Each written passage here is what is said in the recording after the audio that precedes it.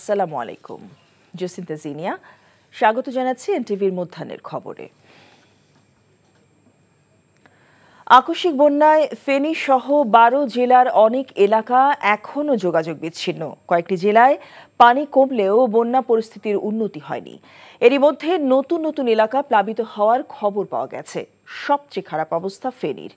এখনও শহরের সাথে 6 উপজেলার যোগাযোগ বিচ্ছিন্ন। বিদ্যুৎ ও মুঠোফোন নেটওয়ার্ক না থাকায় জেলার কয়েকটি গ্রামের মানুষের অবস্থার খবর পাওয়া যাচ্ছে না। বিভিন্ন সংগঠনের পক্ষ থেকে ত্রাণ বিতরণ করা হলেও তা প্রয়োজনের তুলনায় কম। ওয়ালিউল্লাহ অলির ডেস্ক রিপোর্ট। কুমিল্লার বন্যা পরিস্থিতি আরও অবনতির দিকে যাচ্ছে। সময় যত বাড়ছে তার সঙ্গে পাল্লা দিয়ে বাড়ছে বন্যা কবলিত মানুষের সংখ্যাও। জেলার অন্তত 10 লাখ মানুষ পানিবন্দী হয়ে পড়েছে। বুড়িচংয়ে গমতির ভাঙনের ফলে বন্যা কবলিত মানুষের দুর্ভোগ বেড়েছে কয়েক গুণ। লোকালয়ে প্রবেশ করা পানির স্রোতে মানুষের ঘরবাড়ি বিলীন হয়ে গেছে। খোলা আকাশের নিচে আশ্রয় নিয়েছেন লাখ লাখ মানুষ। উজনের ভারত অংশে বৃষ্টিপাত না হওয়ায় মৌলভীবাজারের 4টি নদীর পানি কমতে শুরু করেছে। এতে করে জেলার বন্যা পরিস্থিতি কিছুটা উন্নতির দিকে। তবে প্লাবিত হচ্ছে নতুন নতুন এলাকা। বন্যা কবলিত এলাকায় বিভিন্ন সামাজিক সংগঠন ত্রাণ নিয়ে গেলেও পর্যাপ্ত নৌকা না থাকায় দুর্গম এলাকায় ত্রাণ নিয়ে যেতে পারছেন না তারা। দুর্গত এলাকায় খাদ্য সংকট ও বিশুদ্ধ পানির চরম সংকট দেখা দিয়েছে।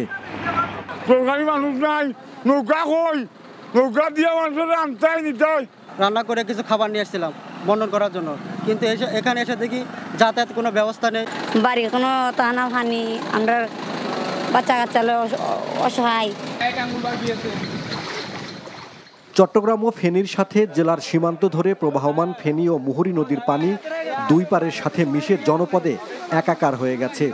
বিশাল একটি জনগোষ্ঠী বন্যার পানিতে হারিয়েছে তাদের বসতঘর সহ মূল্যবান সব জিনিসপত্র। পানিবন্দীদের উদ্ধারে চেষ্টা চালাচ্ছে সেনা, নৌ, বিমান বাহিনী ও সাধারণ মানুষ। তাদের সাথে যোগ দিয়েছে বিভিন্ন স্বেচ্ছাসেবী সংগঠন। বন্যায় চট্টগ্রামের বেশি ক্ষতি হয়েছে হাটহাজারী ও ফটিকছড়ির বিস্তীর্ণ এলাকা। হালদা নদীর একাধিক স্থানে ভাঙনের মুখে জনবসতি, হাসপাতাল, স্কুল, কলেজ সহ বিভিন্ন গুরুত্বপূর্ণ স্থাপনা। দীর্ঘ সময়ে এত বড় বন্যা দেখেনি এলাকার মানুষ। কিছু নাই, কিছু আনি না, তোর না আনছি বাঁচালে বাঁচাইতে আনো সবাই। যদি সম্ভব হয় আরো টিম এখানে কাজ করার জন্য বাড়ানোর জন্য প্রয়োজন, আরো 2 থেকে 4টা স্পিড বোটের প্রয়োজন এখানে। গতকালকে রাত্র থেকে অনেক প্রচন্ড পরিমাণে পানি বাড়তেছে। আলোকদিয়া সল্লাতে অনেক পরিবার এখন আটকা আছে। কিছু মসজিদে এবং মাদ্রাসায় দোতলা ছাদের উপরে আছে। নোয়াখালীতে কমতে শুরু করেছে বন্যার পানি। বিভিন্ন অভ্যন্তরীণ সড়ক ও বাসা বাড়িতে পানি জমে থাকলেও মূল সড়ক থেকে পানি নামতে শুরু করেছে। অনেক স্থানে বিদ্যুতের খুঁটি হেলে পড়ায় ও তারে গাছ উপড়ে পড়ার কারণে লাখ লাখ গ্রাহক বিদ্যুৎহীন অবস্থায় আছেন। ফেনী, লক্ষ্মীপুরের পরিস্থিতির উন্নতি হয়নি, তবে খাগড়াছড়ি, কক্সবাজার, ব্রাহ্মণবাড়িয়া, হবিগঞ্জ, চট্টগ্রাম, সিলেট, রাঙামাটি ও মৌলভীবাজারে কিছুটা কমতে শুরু করেছে বন্যার পানি। বন্যা কবলিত 12 জেলায় ক্ষতিগ্রস্ত মানুষের সংখ্যা 50 লাখেরও বেশি। স্বেচ্ছাসেবী সংগঠন শুকনো খাবার ও বিশুদ্ধ পানি বিতরণ করলেও প্রয়োজনের তুলনায় তা খুবই কম। ওয়ালিউল্লাহ অলি, এনটিভি নিউজ ডেস্ক। নোয়াখালী চৌমুহনীতে আছেন সিনিয়র করেসপন্ডেন্ট নিয়ামুল আজিজ সাদেক। টেলিফোনে সরাসরি যোগ দিচ্ছেন আমাদের সাথে। সাদেক, বন্যার সবশেষ কি তথ্য আছে আপনার কাছে? বন্যার সর্বশেষ পরিস্থিতি বলতে এখানে একলাশপুর, চৌমুহনী, বেগমগঞ্জের পরিস্থিতি সবচেয়ে বেশি খারাপ আমরা দেখছি। চন্দ্রগঞ্জের অবস্থা আরো বেশি খারাপ। তবে মূল যে মাইজদি এবং অন্যান্য যে জায়গাগুলো রয়েছে শহরে, সেগুলো কিছুটা পানি কমেছে। এর বাইরে যে জায়গাগুলোতে এখন পর্যন্ত পানিবন্দী হয়ে আছেন মানুষগুলো, আমি আছি এখন একলাশপুরের 3 নং ওয়ার্ডে। সেখানে অসংখ্য মানুষ যারা এখন পর্যন্ত নিজেদের খাবার এবং বিশুদ্ধ পানিটা পাচ্ছে না। এই কারণে আমরা দেখেছি বিভিন্ন স্বেচ্ছাসেবী সংগঠন ত্রাণ নিয়ে যাচ্ছে, তবে সেটা প্রয়োজনের তুলনায় খুব কম এবং শহরের সাথে লাগোয়া যে জায়গাগুলো আছে সেগুলোতে বেশি ত্রাণ দেওয়া হচ্ছে। কিন্তু একটু দূরের যে গ্রামগুলো রয়েছে সেই জায়গাগুলোতে স্বেচ্ছাসেবীরা খুব বেশি আসছেন না। যেহেতু আপনিও বলছিলেন যে ফেনী এবং কুমিল্লার প্রতি যেহেতু স্বেচ্ছাসেবকদের বেশি পরিমাণ আগ্রহ এবং সেখানে সবচেয়ে বেশি ত্রাণ দেওয়া হচ্ছে, এই কারণে নোয়াখালী এবং লক্ষ্মীপুরে সেই তুলনায় ত্রাণ কিছু পৌঁছাচ্ছে না এবং এই কারণে এখানকার মানুষ অনেকে ত্রাণ চাইছেন এবং খাবার চাইছেন, একই সঙ্গে তারা চাইছেন এরপরে তাদের যে সংস্কার করা লাগবে, পানি কিছুটা কমছে, পানি যদি কমে যায় সেক্ষেত্রে তাদের যে সংস্কারের যে টাকাটি লাগবে, অর্থটি লাগবে, সেই বিষয়গুলোর দিকে দৃষ্টি দেওয়ার জন্য স্থানীয় প্রশাসন এবং আইন শৃঙ্খলা বাহিনী যারা যারা আছেন তাদের প্রতি তারা আহ্বান জানিয়েছেন। তো এখন পর্যন্ত পানিবন্দী এখানে এর আগে কখনো এই ধরনের অবস্থা হয়নি।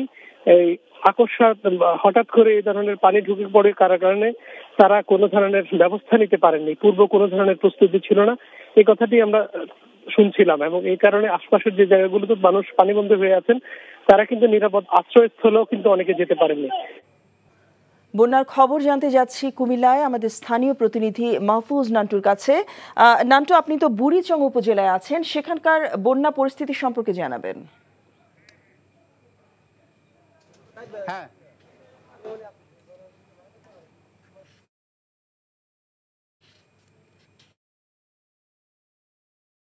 আরো অন্তত 10টি গ্রাম নতুন করে প্লাবিত হয়েছে। এই 10টির সাথে আবার গুমতির সাথে যোগ হয়েছে শালদা নদী অংশে অনবরত পানি ঢুকছে লোকালে, এবং আজকে আরো 88টি গ্রাম এখনো আশঙ্কাজনক অবস্থায় রয়েছেন, সেখানেও পানি উঠতে পারে। আমরা সকাল থেকে দেখেছি কুমিল্লার বিভিন্ন স্বেচ্ছাসেবী সংগঠন এই বন্যা আক্রান্তদের খাবার এবং স্যালাইন এবং অনেকেই আজকের দিনও নিরাপদ আশ্রয়ের জন্য শহরমুখী হচ্ছেন কিংবা উঁচু কোনো বিল্ডিং এর খোঁজে বের হয়েছেন।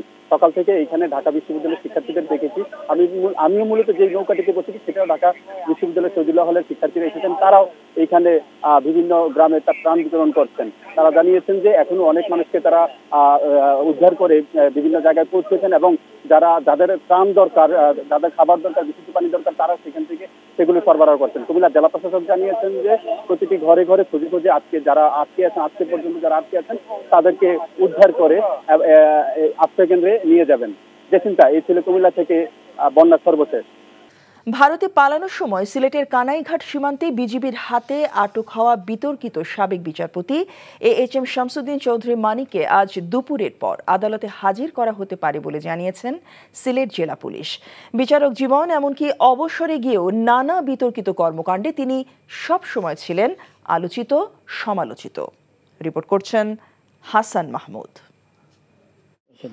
আচ্ছা, ঠিক আছে, আমার ভাই বোন দেবে, আমরা আমাদের পয়সার কোনো প্রয়োজন নেই, ঠিক আছে? আপনি যদি সেফটি মানে ফালতু লোক 2 টাকা এগো না, ফালতু লোক। আমি এই দেশে এত কষ্ট করে এসেছি কি বাংলাদেশে ফেরত যাওয়ার জন্য? জি না। আচ্ছা, ঠিক আছে। বিচারপতি তোমার বিচার করবে যারা, এ যেন সেই বক্তব্যকেই মনে করায়। টকশোতে উপস্থাপিকাকে রাজাকার সম্বোধন করে বিতর্কের ঝড় তোলা AHM শামসুদ্দিন মানিক। ভারতে পালিয়ে যাবার সময় যখন তিনি ধরা পড়েন তখনও মানুষের মুখে ছিল সেই ক্ষোভ। 40,000 টাকা ছিল, কালকে দুজন টাকা নিছে, ওদের কাছে কত টাকা ছিল? 60-70 লাখ। আমি 15,000 টাকা ওদের বলছিলাম, ওইটা আমি দিছি, কিন্তু পরে 2 ছেলে আমারে মাইরা ধইরা দুই ব্যক্তির সহায়তায় চুক্তির মাধ্যমে সুপ্রিম কোর্টের অবসরপ্রাপ্ত এই বিচারপতি ভারতে পালিয়ে যেতে চাইছিলেন। এ সময় তাকে চিনে ফেলে স্থানীয়রা। পরে তারা সিলেটের কানাইঘাটের ডনা সীমান্তের বিজিবি ক্যাম্প সদস্যদের হাতে তুলে দেন তাকে। 1978 সালে হাইকোর্টে আইনজীবী হিসেবে কর্মজীবন শুরু করেন শামসুদ্দিন মানিক। 96 সালে হন ডেপুটি অ্যাটর্নি জেনারেল। 2001 সালে আওয়ামী লীগ সরকার তাঁকে অতিরিক্ত বিচারক হিসেবে হাইকোর্টে নিয়োগ দেন। পরে বিএনপি নিয়োগ বাতিল করলেও 2009 সালে আওয়ামী লীগ সরকার আবারও তাকে পূর্ণ বিচারক হিসেবে নিয়োগ দেয়। সেই ধারাবাহিকতায় তিনি আপিল বিভাগের বিচারপতি হন। কিন্তু এই বিচারপতি দীর্ঘ প্রায় 2 দশক ধরে নানা কাজে বিতর্কের ঝড় তুলেছেন। 2003 সালে ট্রাফিক পুলিশ কর্মকর্তাদের বিরুদ্ধে তার গাড়ি দেখেও স্যালুট না করায় আদালত অবমাননার অভিযোগ করেছিলেন। তিনি ক্ষমতার অপব্যবহার করে বিমানের ইকোনমি শ্রেণীর টিকিট কিনে জোরপূর্বক বিজনেস ক্লাসে ভ্রমণ করেন। অবসরে যাবার পর তিনি 64টি মামলার পূর্ণাঙ্গ রায় লিখেছেন বলে অভিযোগ রয়েছে। মানিকের বিরুদ্ধে নবম সংসদে নিন্দা এবং সংবিধান লঙ্ঘনের অভিযোগ আনা হয়েছিল। 2015 সালে প্রধান বিচারপতির নির্দেশে তাকে বেঞ্চ থেকে সরিয়ে দেওয়া হয়। অবসরে যাবার সময় এই বিচারপতিকে সংবর্ধনাও দেয়নি অ্যাটর্নি জেনারেলের অফিস ও supreme court bar association. Bar association Shamsuddin মানিকের বিরুদ্ধে রায়ে স্বাক্ষর না করা সহ 14 জন আইনজীবীকে কারাগারে পাঠানোর অভিযোগ করেছিলেন। এছাড়া প্রধান বিচারপতি এস.কে. সিনহা বিচারপতি মানিককে বেঞ্চ থেকে সরিয়ে দেয় তিনি রাষ্ট্রপতি আব্দুল হামিদের কাছে প্রধান বিচারপতির অভিশংসনের আবেদন করে বিতর্কের ঝড় তোলেন। সবশেষ সরকারি বাড়ির ভাড়া পরিশোধ না করার অভিযোগে বিচারপতি শামসুদ্দিন মানিকের বিরুদ্ধে দুর্নীতির অনুসন্ধান করতে দুদককে নোটিশ দেন সুপ্রিম কোর্টের আইনজীবী। 2015 সালের সেপ্টেম্বরে তিনি অবসরে যান। Hasan Mahmud, NTV news, Dhaka. দর্শক, এবার বন্যা পরিস্থিতি খবর জানতে যাচ্ছি মৌলভীবাজারে। টেলিফোনে যোগ দিচ্ছেন স্টাফ করেসপন্ডেন্ট এস.এম. উমেদ আলী। উমেদ, বন্যা পরিস্থিতি এবং বন্যা পরবর্তী ত্রাণ বিতরণ কার্যক্রম সম্পর্কে কি তথ্য আছে আপনার কাছে?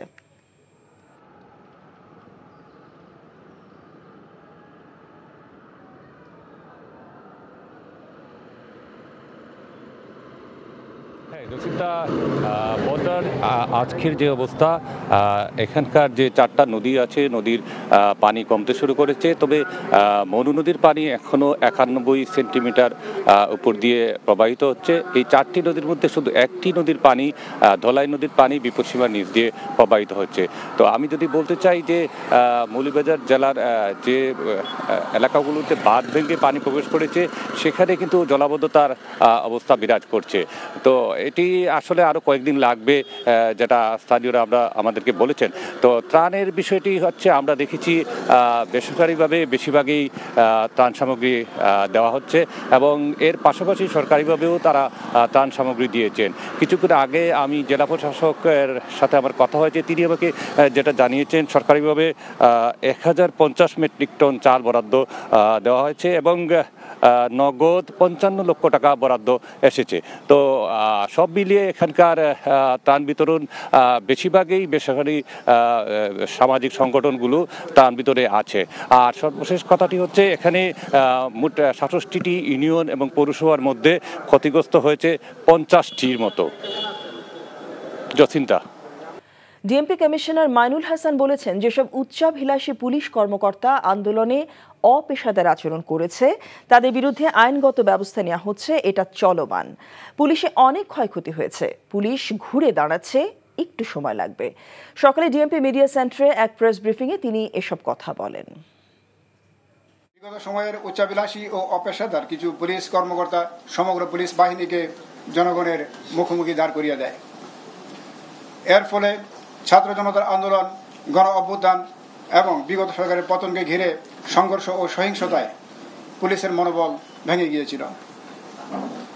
ডিএমপি সহ সারা দেশে অনেক পুলিশ সদস্য আহত এবং নিহত হয়েছেন। প্রাণ ভয়ে আত্মগোপনে ছিলেন মাঠ পর্যায়ের পুলিশ সদস্যগণ। সৌদি আরবের মক্কায় আন্তর্জাতিক হিফজুল কোরআন প্রতিযোগিতায় এবারও দেশের জন্য অনন্য গৌরব বয়ে এনেছেন বাংলাদেশের 2 মাদ্রাসা শিক্ষার্থী। 123টি দেশের 174 জন প্রতিযোগীর অংশগ্রহণে 5টি বিভাগের মধ্যে 2টিতেই প্রথম স্থান অর্জন করে দেশের মর্যাদাকে বিশ্বের দরবারে তুলে ধরেছেন অনন্য উচ্চতায়। আরও জানাচ্ছেন জাহিদুর রহমান।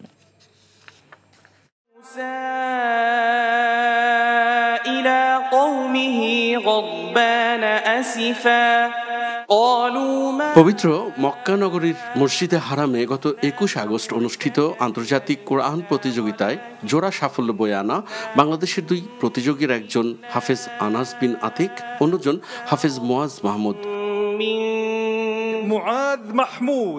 من جمهورية بنغلاديش الشعبية فقد فاز। রাজধানীর মিরপুরের মার্কাজু ফয়জিল কুরআন আল ইসলামী ঢাকার কিতাব বিভাগের শিক্ষার্থী মুআজ প্রতিযোগিতার 15 পারা গ্রুপে অর্জন করেছে প্রথম স্থান। পেয়েছে সম্মাননা, ক্রেস্ট ও নগদ 1.5 লাখ রিয়াল পুরস্কার, বাংলাদেশি মুদ্রায় যার পরিমাণ প্রায় 50 লাখ টাকা। আমি ওইরকম কখনোই কোনো ভালো ছাত্র ছিলাম না এবং এখন আমি খুব দুর্বল ছাত্র।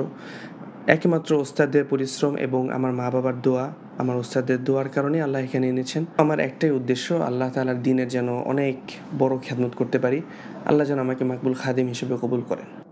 বিশ্বের সবচেয়ে বড় কোরআন প্রতিযোগিতায় প্রথম স্থান অর্জনের মাধ্যমে বিশ্বজুড়ে দেশের সুনাম ছড়িয়ে দেয় আনন্দিত মুয়াজের ওস্তাদ ও সতীর্থরাও। নিজের শিক্ষায়তনে শিখতে হচ্ছেন দোয়া, ভালোবাসার ফুলেল শুভেচ্ছায়।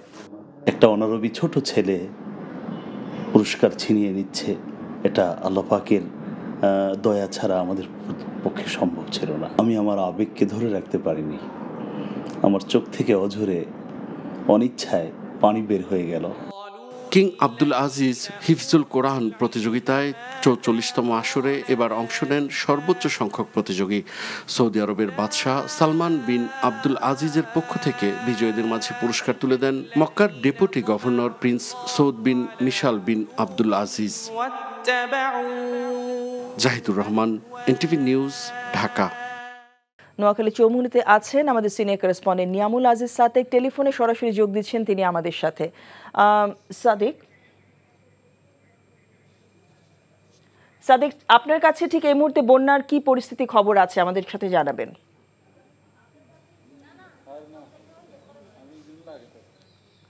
আপনি নিশ্চয়ই দেখতে পাচ্ছেন আমরা এখন দাঁড়িয়ে আছি একলাসপুরে। একলাসপুর হচ্ছে চৌমোহনীর পাশে একটি অবস্থিত এখানে একটি গ্রাম। আমরা খাদিজাতুল কোবরা মাদ্রাসা এখানে অস্থায়ীভাবে এখানে আশ্রয় কেন্দ্রে খোলা হয়েছে। যে মানুষগুলোকে আপনারা দেখছেন তারা আশপাশের যে জায়গাগুলো থেকে এসছেন এবং তারা অনেকটা নিরুপায় হয়ে এখানে এসেছেন, তাদের খাবারের ব্যবস্থা নেই এবং দেখতে পাচ্ছেন যে রান্না যে করা হচ্ছে উঁচু জায়গা নেই, এই কারণে এখানে মাটির চুলায় রান্না করা হচ্ছে। ভেতরে কোনো ধরনের ইলেকট্রিসিটি নেই, কোনো বিদ্যুতের ব্যবস্থা নেই এবং এখানে খুব বেশি যে নেটওয়ার্ক পাওয়া যাচ্ছে তাও কিন্তু নয়। এই কারণে এই মানুষগুলো কিন্তু এক ধরনের নিরাপত্তাহীনতায় আছেন, যেখানে নারী যারা রয়েছেন তারা কিন্তু এক ধরনের তাদের যে প্রয়োজনীয় যে সরঞ্জামগুলো সেগুলো খুব বেশি পাচ্ছেন না। তবে এখানে আমরা দেখেছি বেশ কয়েকটি স্বেচ্ছাসেবক সংগঠন এখানে এসছেন, তবে তা প্রয়োজনের তুলনায় অত্যন্ত কম। এবং এখানে যে মানুষগুলো আসছেন তারা বলছেন যে তারা দীর্ঘদিন থেকে এখানে বন্যা দেখেননি, এই কারণে হঠাৎ করে বন্যার কারণে তাদের যে প্রস্তুতি নেয়ার কথা ছিল সেই প্রস্তুতিও তারা নিতে পারেনি, এই কারণে খাবারের সংকটটাই সবচেয়ে বেশি। এর পাশাপাশি তারা বলছেন যে তাদের অন্যান্য যে সংকটগুলো রয়েছে, বিশেষ করে তাদের যাতায়াতের সংকটটা অনেক বেশি প্রকট বলে এখানে দেখা দিচ্ছে। এবং এর আশপাশে যে জায়গাগুলো আছে চন্দ্রগঞ্জ সহ নোয়াখালীর যে অন্যান্য জায়গাগুলো, সেখানেও কিন্তু মানুষ পানিবন্দী হয়ে আছে, কোনোভাবে তাদের যাতায়াত হচ্ছে না। প্রত্যেকটি জায়গায় ডুবে আছে, বিশেষ করে মসজিদ মন্দির সব জায়গাগুলো ডুবে আছে, রাস্তাঘাট ডুবে আছে, বিদ্যালয়গুলো স্বাভাবিক কার্যক্রম বন্ধ এবং সাধারণ মানুষ তাদের পাশে দাঁড়াচ্ছেন, তবে সেটি এখনো পর্যাপ্ত নয় বলে আমাদেরকে জানিয়েছেন স্থানীয় মানুষ। জসিন্থা। বিশ্বকাপ বাছাই ২ ম্যাচের স্কোয়াড ঘোষণা করেছে ব্রাজিল। এন্ড্রিকের পর আক্রমণ ভাগে ১৭ বছর বয়সী স্ট্রাইকার এস্তেভা ও ভিলিয়ানকে অন্তর্ভুক্ত করলেন দোরিয়েল জুনিয়র। ৬ সেপ্টেম্বর উরুগুয়ের বিপক্ষে খেলবে ব্রাজিল। ৪ দিন পর তাদের প্রতিপক্ষ প্যারাগুয়ে। এই ২ ম্যাচের জন্য দল ঘোষণা করেছেন দোরিভেল। কোপা আমেরিকা স্কোয়াডে থাকা ৮ জনকে বাদ দিয়েছেন তিনি। পালমেইরেসে দারুণ পারফরমেন্স করে অনূর্ধ্ব-১৭ দল থেকে সিনিয়র দলে ঢুকলেন এস্তেভাও। ১৮ বছর পূর্ণ হলে ২০২৫ সালে স্থায়ীভাবে চেলসিতে ঢুকতেন তিনি। এই বছর ১৯ ব্রাজিলিয়ান লিগ ম্যাচ খেলে ৫ গোল করেছেন, সমান সংখ্যক অ্যাসিস্টও। নজরকাড়া ড্রিবলিং দিয়ে এস্তেভাও পেয়েছেন মেসিনিও ডাকনাম, যার অর্থ ছোট মেসি। আরেক তরুণ লুইস হেনরিক সুযোগ পেয়েছেন জাতীয় দলে। ইনজুরিতে ভোগা নেইমার প্রত্যাশিতভাবে এই স্কোয়াডেও নেই। রিয়াল মাদ্রিদের আক্রমণত্রয়ী ভিনিসিয়াস জুনিয়র, এন্ড্রিক রদ্রিগো ২৩ জনের দলে আছেন।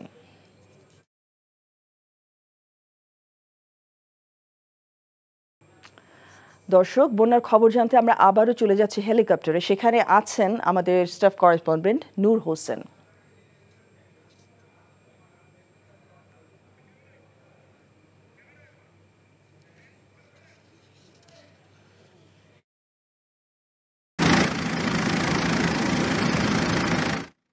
পানি যে সেটি স্থিতিশীল রয়েছে বা কিছুটা কমেছে, কিন্তু সেটি বিপদ সীমার অনেক উপরে রয়েছে।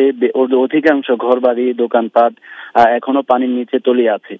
হেলিকপ্টার থেকে নামার মতো কোনো জায়গা এখানে না থাকায় র্যাবের সদস্যরা সহ আমরা যে হেলিকপ্টারটিতে রয়েছে এটি র্যাবের হেলিকপ্টার, র্যাবের সদস্যরা বিভিন্ন ভবনের ত্রাণ ফেলার চেষ্টা করছে। এছাড়া সেনাবাহিনী সহ অন্যান্য বাহিনীগুলোর যে হেলিকপ্টার রয়েছে সেই হেলিকপ্টার থেকে উদ্ধার তৎপরতা এবং ত্রাণ তৎপরতা চালানো হচ্ছে।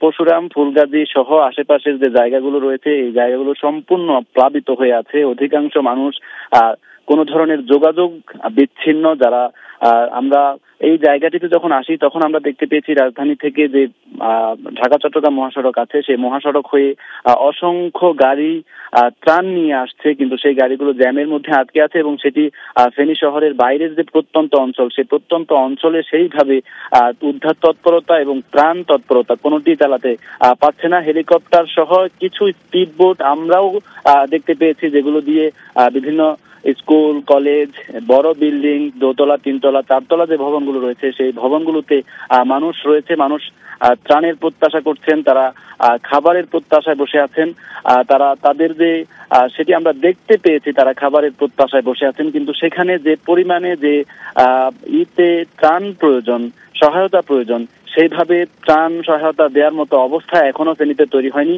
ফেনী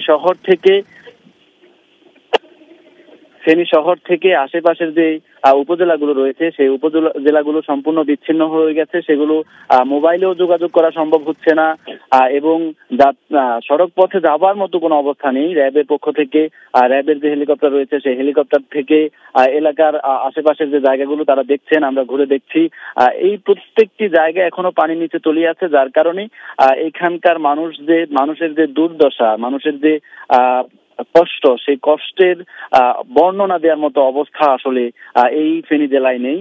মানুষ ত্রাণের প্রত্যাশায় বসে আছেন এবং এমন অবস্থাও ঘটেছে বিভিন্ন জায়গায়, আমরা এমন খবরও পাচ্ছি মারা যাওয়া বা যারা মারা গেছেন তাদেরকে দাফন কার্য করার মতো জায়গা ফেনীর 3-4টি উপজেলা, পরশুরাম, ফুলগাজী, সদরেরও বেশ কয়েকটি ইউনিয়ন পরিষদ এবং ছাগলনাইয়া, এই জায়গাগুলোতে মানুষকে দাফন করার মতো অবস্থাও নেই। 2-1 জন মারা যাওয়ার খবরও আমরা পেয়েছি। এছাড়া এখন এই মুহূর্তে ফেনীর মানুষের জন্য যেটি সবচেয়ে বেশি জরুরি সেটি হচ্ছে খাবার, পানি।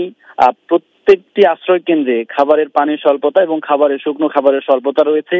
সেনাবাহিনী সহ র্যাব সহ বাংলাদেশের যে বাহিনীগুলো রয়েছে সেই বাহিনীগুলো থেকে ত্রাণ তৎপরতা চালানো হচ্ছে, তারা তাদের সাধ্যমতো মানুষের কাছে পৌঁছানোর চেষ্টা করছেন।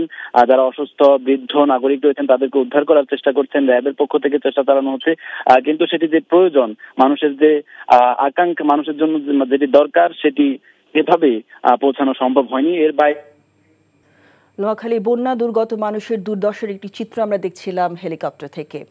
এই ছিল মধ্যাহ্নের খবরে। এই খবরের ভিডিও সহ আপডেট জানতে ভিজিট করুন NTV অনলাইন www.ntvbd.com।